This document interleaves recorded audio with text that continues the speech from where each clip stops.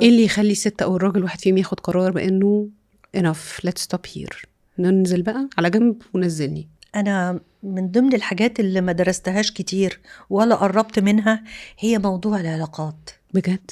يعني عمري ما فكرت إن أنا هعمل couple therapy مثلا. معقولة يا أميمة؟ خالص، لأنه عندي question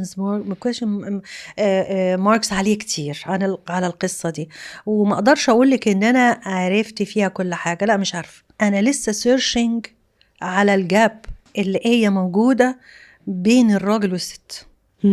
فأنا لسه بدور هل هي موجودة بفعل المجتمع أو الجمع الوعي زي ما احنا بنقول الوعي الجمعي، ولا هي موجودة فطرية في جاب أنا مش فاهمها.